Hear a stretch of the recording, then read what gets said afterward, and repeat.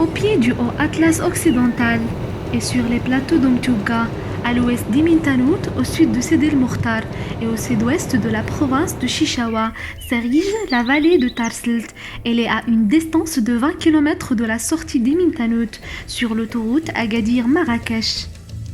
La vallée de Tarsalt, un paradis méconnu, à une trentaine de kilomètres d'Imintanout, une agréable vallée qui représente de très nombreux atouts, beauté, diversité des paysages, richesse du patrimoine naturel, culturel et architectural.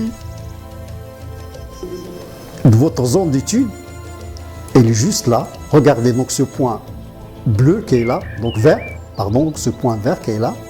Voilà. Ici c'est Imintanout. Et voilà, si vous voulez, donc la limite de Haut-Atlas, de la montagne. Alors, on s'intéresse, si vous voulez, donc sur ce plateau qui est dénudé, aride, pas de végétation, mais quand même, vous avez donc, si vous voulez, donc un point vert ici au centre, hein, qui correspond donc à une petite oasis. Donc, c'est une zone verdâtre. Votre choix sur cette zone-là, donc est un choix donc, qui est très magnifique. Pourquoi? Parce que vous allez étudier une zone où vous avez une grande diversité, comme je viens donc de le dire, mais également c'est une zone qui est enclavée, hein, donc elle est à part. Donc même l'évolution des plantes, de la culture, des animaux, etc. Donc c'est une zone qui aura donc une caractéristique bien déterminée. Et d'où, si vous voulez, donc l'intérêt de cette zone-là et de le valoriser, bien sûr, dans un cadre d'un tourisme durable.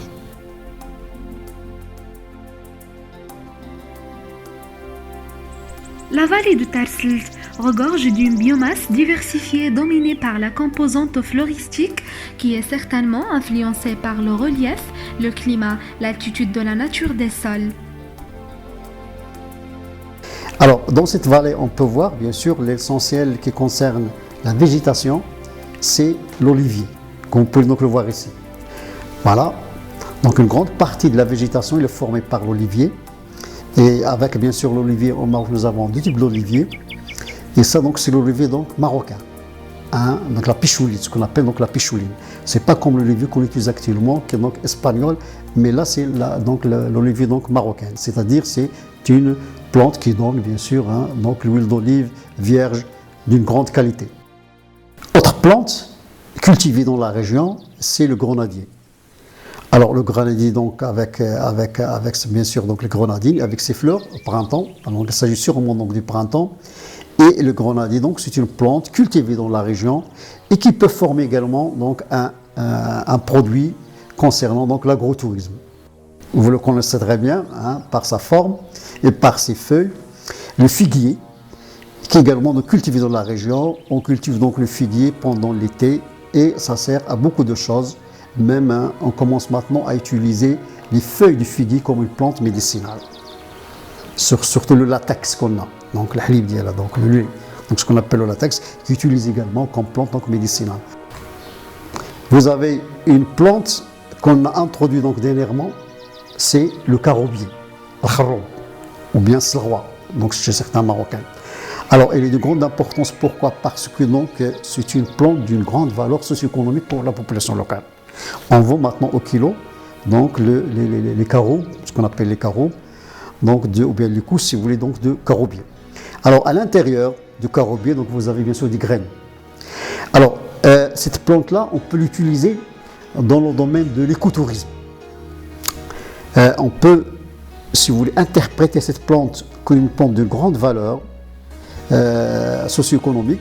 Également, donc, l'utiliser de l'Antiquité. À l'intérieur, vous avez des graines de caroub, et qui sont utilisées autrefois pour mesurer l'or. Une plante également qu'on trouve dans la région qu'une plante médicinale, une plante aromatique, c'est donc, si vous voulez, ce qu'on appelle bien sûr la lavande sauvage, ou bien la lavande spontanée, ou bien timija, hein, donc en arabe, et qui est utilisée également donc, pour le thé local et pour aromatiser également donc, des plats.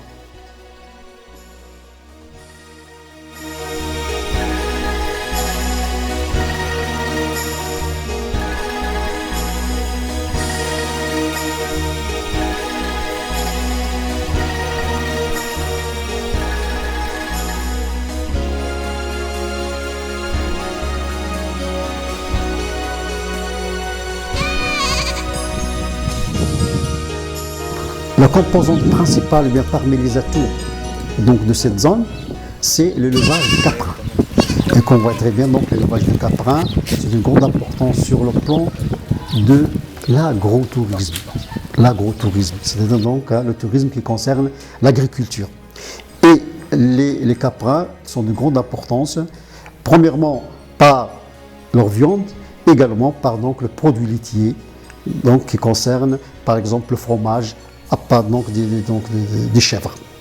L'eau qui est une grande importance de la région, on voit ici une canalisation qui est moderne, mais c'est une ancienne canalisation qu'on a refait pour donc, la population locale. Voilà, comme je viens de dire, donc l'élevage des caprins qui forme un atout dans le tourisme d'agriculture ou bien l'agrotourisme. C'est une synthèse de l'esprit de la matière qui a produit des ensembles architecturaux d'une grande diversité qui font référence à un savoir-faire artisanal, trouvant son expression dans les formes, la décoration des plafonds et des fenêtres.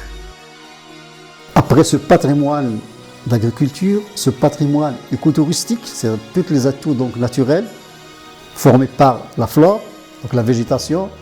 Dans la région, on a également ce qu'on appelle donc un patrimoine architectural, patrimoine bâti, avec des motifs bien déterminés.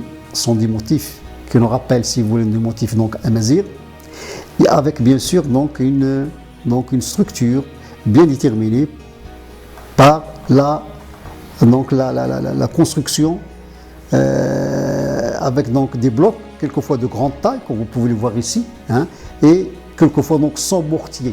Voilà également donc ce type d'architecture, comment donc on a à la disposition, et ça c'est un savoir-faire ancestral. Comment nos ancêtres donc ils construisent donc les maisons avec les différentes tailles et également la structure de la porte ou bien quelquefois la structure de portail.